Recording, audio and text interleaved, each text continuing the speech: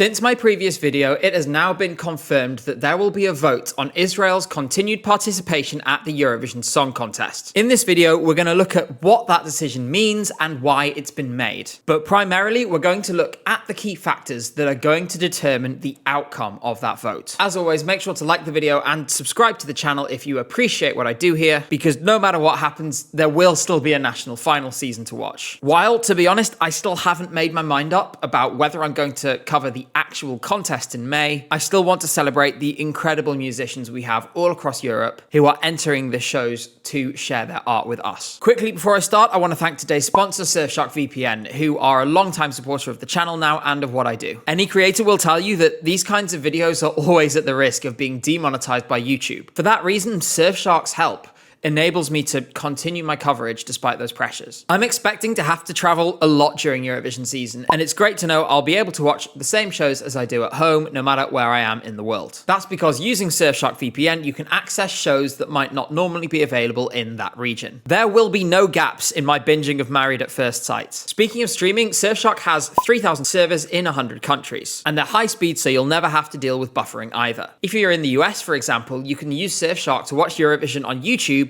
rather than having to pay for a Peacock subscription. Surfshark also has the added benefit, if you're in a country like the UK, of letting you use the internet without being legally required to hand off your information to some third-party company you've never heard of. And it protects your activity from prying eyes. With data companies and corporations gathering as much information about us as they possibly can, Surfshark gives you peace of mind by blocking ads and trackers, as well as keeping your web activity anonymous. I can't recommend it enough, but there is a 30-day money-back guarantee if you're not satisfied. Go to surfshark.com/ESCGabe or use code ESCGabe at checkout for 4 extra months free of Surfshark. Now, where we last left off, we were awaiting the results of a consultation which the EBU was doing following strong negative feedback from broadcasters in the contest around the issue of Israel's continued participation. The result of that is here, and what it says is, we don't know. As far as we can tell, they haven't shown it to anyone. I can't even confirm whether they've shown it to broadcasters or not. Despite all of those statements referring to the consultation and all the countries saying, oh, well, we're waiting for the consultation to decide a response, we're not seeing that, and instead the EBU has thrown its hands up in the air, put out a letter to broadcasters saying that it's just too difficult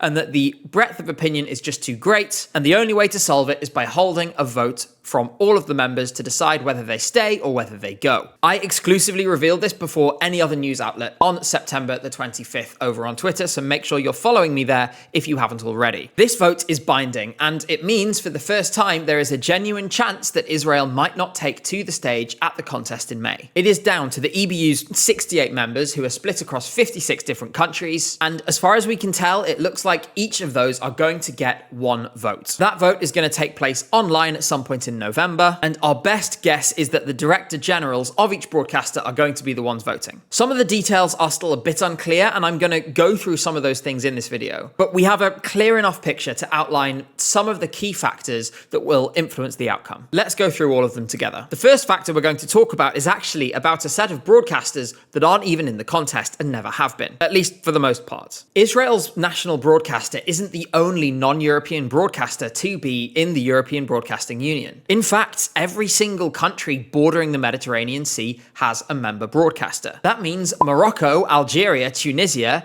Libya, Egypt, Jordan, and Lebanon are all members. Turkey, of course, is partly in Europe and was previously in the contest. But I'm also including them in this group because they haven't been in the contest in a long time, and they have adopted a similar stance to Israel as the rest of those countries. For context, they have severed all diplomatic ties. Most of these countries have little to no interaction with Eurovision whatsoever. Morocco has only ever participated once, Turkey has not participated for almost 15 years, and the rest have never even made their debut, although Tunisia and Lebanon did try at different times. That said, everything points towards every single EBU member getting a vote in this process. And that means that these 8 countries hold 11.8% of the total votes. If they choose to participate, that is a huge block that will almost certainly be uniformly against Israel, potentially seizing upon a key political goal, which is isolating Israel culturally from the rest of the world. The ultimate goal of which would be to pressure them into ending the war in Gaza. Given the now essentially universal recognition of Eurovision's significance in Israel's soft power strategy, it would seem like an absolute no-brainer, to me at least, for the governments of these countries to ensure that their broadcasters participate in this vote. If they choose to do so, it will make it dramatically more likely, perhaps more so than any other single factor, that Israel will be removed from the competition. We should say that there are some asterisks here. It's unclear whether Libya's broadcaster is suspended from the organization or not, and if it was, obviously it wouldn't be able to vote. In addition, given Egypt's role as an active mediator between Israel and Hamas, it may be that they would preserve that status and not risk it over something like Eurovision by simply not participating. In any case, if I was the Director General of a European broadcaster who wanted Israel to go, I'd be on the phone to every director of every single one of these broadcasters getting them to vote. Next is a more abstract factor because it's kind of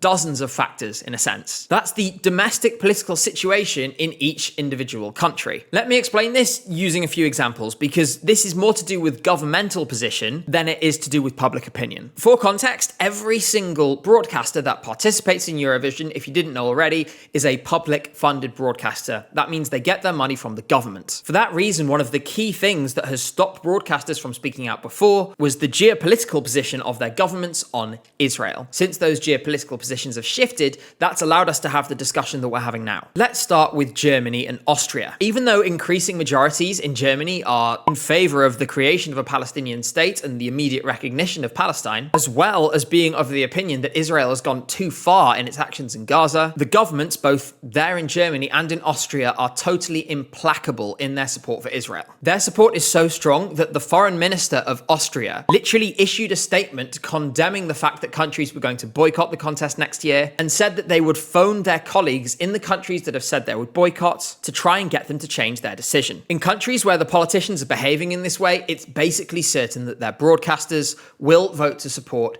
Israel's participation. On the flip side, you have countries where the discourse is completely the opposite. In Spain, for example, where the government is explicitly calling this a genocide, or in the Netherlands, where there is increasing skepticism of Israel combined with ongoing animosity towards the EBU connected to the situation with Joost Klein last year, there are equally clear votes in the other direction. Obviously, in this case, they will vote for Israel to leave. I've deliberately chosen the strongest examples each way to illustrate a wider point. That is that, just as it has been all along, broadcasters will continue to operate within the envelope of what is considered acceptable by their government. There's a lot of these broadcasters for whom we don't know what that is yet. For the majority of broadcasters in the contest, they've either issued no statement at all or simply said that they will make their decision on participation based on the EBU's conclusions, which is rather unfortunate given the EBU's conclusion is it's the broadcaster's problem. Many of these broadcasters, though, do come from countries that have taken at least some measures against Israel, whether that's signing more recent statements, especially around the use of hunger as a weapon, or sanctioning some Israeli officials. That said, signing onto a cultural boycott can be a very different matter. In many cases, I do expect it will come down to whether a broadcaster feels in a strong enough position politically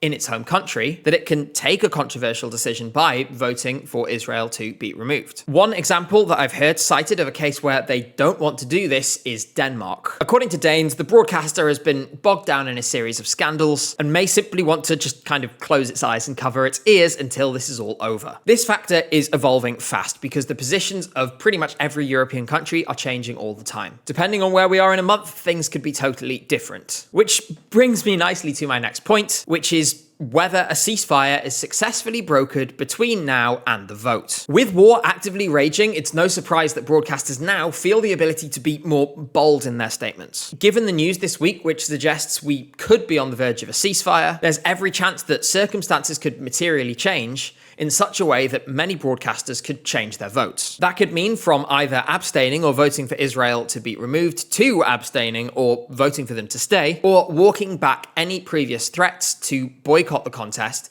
if Israel remains a part of it. We have already seen some signs that the countries already in this boycott position are taking steps to accommodate for this circumstance. The Dutch broadcaster Avrotros has dug its heels in even harder. They've made it clear that they're not just boycotting because the war is active, but also because of Israel's treatment of journalists and their previous documented political interference in the contest. This is actually a really important statement because it tells us a lot about the tactics of the countries that have chosen to boycott. There is a deliberate effort, clearly, to frame it around issues that fall explicitly within the contest's remit, such as the integrity of the voting, and within the EBU's wider remit as a self-proclaimed protector of journalism and of free speech. Because of that, the implementation of a ceasefire this month wouldn't necessarily mean that we'd suddenly see everyone change their minds and be all for Israel being in the contest. It's important to remember, rather depressingly, that a large part of why we're here isn't that much to do with the ongoing crimes that Israel is committing in Gaza. The lack of opposition to Israel's participation in the last couple of years kind of illustrates this, and it reflects the fact that our governments across much of Europe have been equally apathetic to Palestinian suffering. Rather, this year, a large number of broadcasters were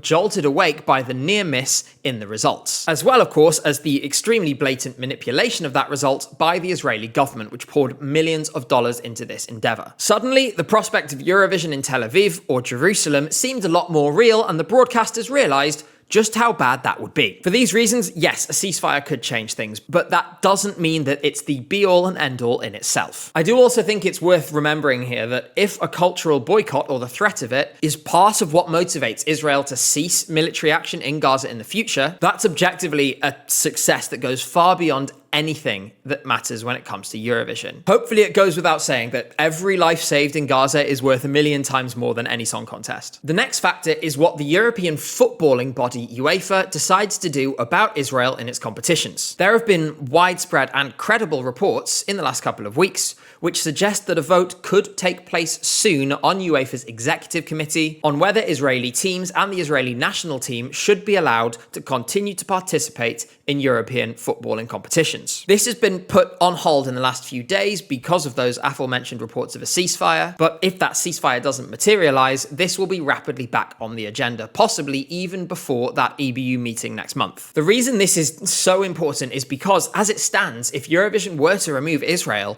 it would be the first international competition to do so. It would be out on its own, and as a result, it would be subject to massive political scrutiny and pressure. I've made my opinion very clear previously that I still think this pressure is worth it and that we should throw Israel out of the competition in any case, but it's nonetheless a threat that has to be reckoned with and prepared for accordingly. If UEFA were to move first, or almost simultaneously, it would provide vital cover, and the EBU would be able to make the argument that their stance is aligned with other international competitions and international organizations. In addition to that, if both UEFA and the EBU did this, it's likely that other sports and other competitions would follow suit. For these reasons, if UEFA did choose to remove Israel, it would make broadcasters more likely to remove them from Eurovision as well. So this is something we need to keep an eye on. Earlier in the video, I mentioned Spain and the Netherlands, and we're going to come back to them now, as well as the other countries that have promised they will boycott the contest if Israel stays. Along with those two, that's Slovenia, Iceland, and Ireland. What would move the dial significantly here would be if that list of countries grew by the time the vote came around. It's worth remembering here that the question that the broadcasters are going to be asked in November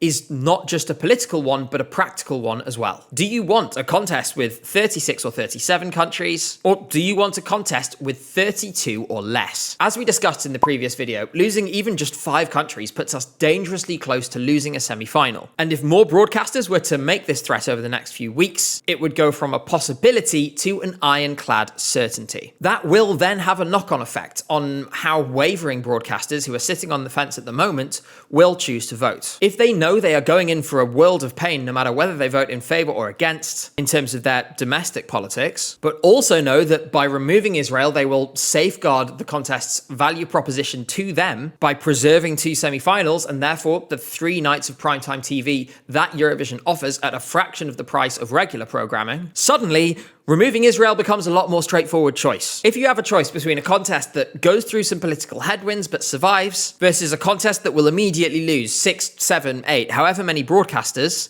and potentially financially collapse as a result, that is a pretty strong motivation to choose one thing over the other. Finally, we have two procedural factors to discuss, which are just as important, if a little more boring than above. This is particularly weird for me because I used to be really involved in student politics at uni, and I kind of feel like I'm back there now. In any case, we're first going to talk about the effect of abstentions. For those of you who aren't familiar with the word abstentions, because I am conscious 80% of you English is not your first language, abstaining is when you vote to say we do not say yes or no. Functionally, not voting has the same effect as abstaining. So far, we don't have total clarity over what effect these abstentions will have on the vote, and I'll explain what I mean. What we do know, despite early claims by Israeli media, is that we need 50% of the vote in total to remove Israel. That said, the waters have been muddied on whether that 50% is a simple majority or an absolute majority. This could be a critical difference. I'll explain. If you require a simple majority, abstentions don't matter. They are not considered when deciding the results. If there are more votes to remove Israel than to keep them, then they are removed, and that's that. However, if you require an absolute majority, that means you require 50% plus 1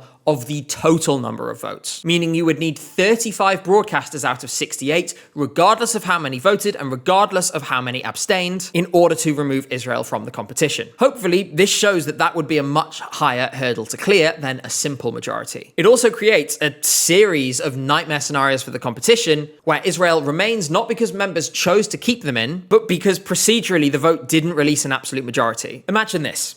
33 broadcasters vote to remove Israel, 15 vote to keep them in, and 20 abstain or aren't present at the vote. If you require an absolute majority, the result of that vote would be that Israel stays. And at that point, the entire contest will probably explode in a way that will make the last few months look like a kid's sandpit. Hopefully, the EBU will realize this and go for a simple majority, because it just avoids so many problems. The other procedural factor here is that the vote is going to be conducted by secret ballot. That means nobody will be able to see which broadcasters are voting which way. In addition, no broadcaster is obligated to disclose how they voted. And in theory, the person who's casting the vote, which we think is going to be the director general of each broadcaster, can vote however they like and won't ever need to say what they did. If they are expected to vote a certain way but have a different personal opinion, there's nothing theoretically stopping them from just going with what they personally think. They can just say they did one thing and do something else, and there'd be no way of ever proving it. The flip side of this is it means that the broadcasters currently on the fence may feel that it's more possible to go one way or the other rather than abstaining. The real unknown in this situation is, does the absence of an audience